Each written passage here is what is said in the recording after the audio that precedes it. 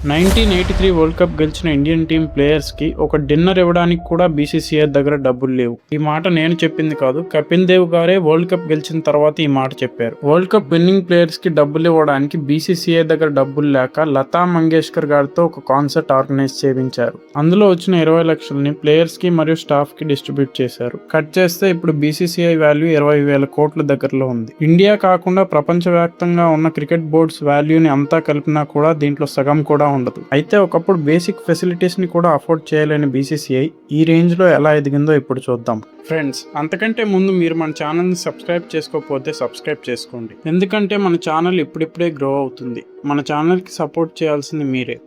ఒకప్పుడు England cricket board మన BCCI chairman కి 2 టికెట్లు ఇవ్వడానికి కూడా నిరాకరించింది. కానీ ఇప్పుడు ఏకంగా ఐసీసీకే ఒక ఇండియన్ చైర్మన్ గా ఉన్నాడు. అసలు బీసీసీఐ ఎలా ఫామ్ అయిందో ఇప్పుడు చూద్దాం. 1927లో ఇండియాలో ఉండే కొన్ని క్రికెట్ క్లబ్స్ ఇండియా కూడా క్రికెట్ని ఇంటర్నేషనల్గా రిప్రజెంట్ చేయాలి అని అనుకున్నాయి.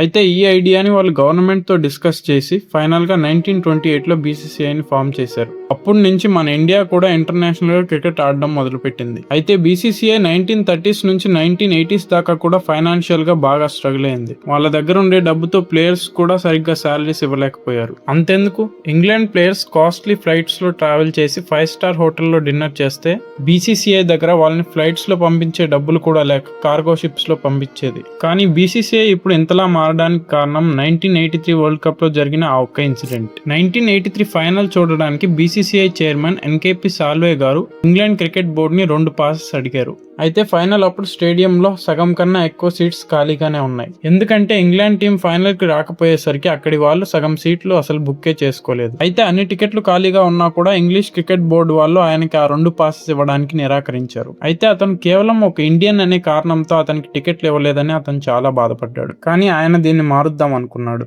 ఇండియా 1983 వరల్డ్ కప్ గెలిచిన తర్వాత సాల్వే గారు ఒక నిర్ణయం తీసుకున్నారు. అదేంటంటే 1987లో జరిగే వరల్డ్ కప్ ని ఇండియానే హోస్ట్ చేయాలి అని అనుకున్నారు. ఈ విషయాన్ని ఆయన ఐసీసీ బోర్డు మీటింగ్ లో కూడా ప్రపోజ్ చేశాడు. అంతేకాకుండా వాళ్ళందరినీ ఒప్పించాడు కూడా. కానీ వరల్డ్ కప్ ని హోస్ట్ చేయడం చిన్న విషయం కాదు, దానికి ఎంతో ఖర్చు అవుతుంది. అయితే వరల్డ్ కప్ హోస్ట్ చేసే కంట్రీ అదర్ పార్టిసిపెంట్ కంట్రీస్ కి కొంత డబ్బు ఇవ్వాలి. అయితే ముందు 3 వరల్డ్ కప్స్ హోస్ట్ చేసిన ఇంగ్లాండ్ ఈచ్ కంట్రీకి 20,000 pounds ఇచ్చేది. అయితే ఈసారి ఎలాగైనా ఇండియా వరల్డ్ కప్ హోస్ట్ చేయడానికి ఐసీసీ ఒప్పుకోవాలని ఇండియా వాళ్ళు ఈచ్ టీమ్ కి ఇంగ్లాండ్ ఇచ్చేదానికన్నా డబల్ 40,000 pounds ఇస్తారని ఒప్పుకున్నారు. అయితే వరల్డ్ కప్ హోస్ట్ చేయడానికి పర్ ఈచ్ 40,000 pounds కాకుండా ఇంకా చాలా ఖర్చులుంటాయి. కానీ బీసీసీఐ దగ్గర అప్పుడు అంత డబ్బులు లేవు. సో సాల్వే గారు కొంత ఫండ్స్ కోసం గవర్నమెంట్ ని అప్రోచ్ అయ్యారు.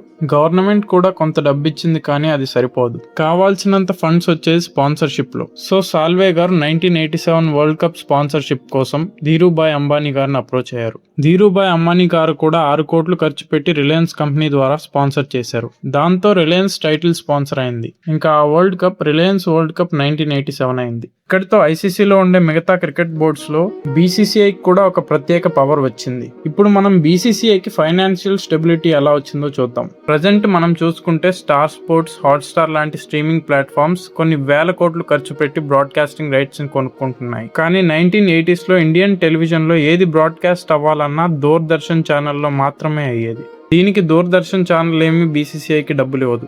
బదులుగా బీసీసీఐ వాళ్ళే ప్రతి మ్యాచ్ కి దూరదర్శన్ ఛానల్ వాళ్ళకి 5 లక్షల రూపాయలు కట్టాల్సి ఉండేది.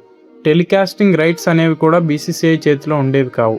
అయితే అప్పుడు బీసీసీఐ చైర్మన్ దాల్మియా గారు ఇండియాలో 1983 వరల్డ్ కప్ తర్వాత ఫ్యాన్ ఫాలోయింగ్ బాగా పెరిగింది అని గమనించి టెలివిజన్ మరియు బ్రాడ్కాస్టింగ్ రైట్స్ లో చాలా పొటెన్షియల్ ఉందని గుర్తించారు. దీంతో 1993లో దూరదర్శన్ కు వ్యతిరేకంగా కేసు వేశారు. అందులో గెలిచి బ్రాడ్కాస్టింగ్ రైట్స్ పూర్తిగా బీసీసీఐ ఆధ్వర్యంలో ఉండేటట్టు చేశారు. తర్వాత కూడా ఆయన ఎంతో తెలివిగా బ్రాడ్కాస్టింగ్ రైట్స్ కి ఒక ప్రైస్ డిసైడ్ చేయకుండా దాన్ని బిడ్డింగ్ కి పెట్టారు. ఎవరైతే హైయెస్ట్ బిడ్ చేస్తారో వాళ్ళకే బ్రాడ్కాస్టింగ్ రైట్స్ వెళ్లేటట్టు చేశారు. దీంతో బీసీసీఐ కండిషన్ ఒక్కసారిగా మారిపోయింది. కేవలం నెక్స్ట్ 10 years లో వాళ్ళ రెవెన్యూ 650+ crores గా మారింది. దీంతో బీసీసీఐ అప్పట్లోనే మిగతా క్రికెట్ బోర్డ్స్ కన్నా అత్యంత సంపన్న క్రికెట్ బోర్డుగా మారింది. కానీ బీసీసీఐ కు రియల్ ఆపర్చునిటీ కనిపించింది 2007లో. అప్పుడప్పుడే పాపులర్ అవుతున్న T20 ఫార్మాట్ ని గుర్తించి జీ ఎంటర్టైన్మెంట్ వాళ్ళు ఇండియాలో ఐసీఎల్ ని లాంచ్ చేశారు. దానికి ఇండియాలో హ్యూజ్ సక్సెస్ వచ్చింది. అది చూసిన బీసీసీఐ వాళ్ళు కూడా 2008లో ఐపీఎల్ ని లాంచ్ చేశారు. కానీ వాళ్ళకి ఎప్పటికైనా ఐసీఎల్ కాంపిటీషన్ అవుతుంది అవుతుంది అని గమనించి ఇండియన్ ప్లేయర్స్ అందరికీ ఒక నోటీస్ పంపించింది.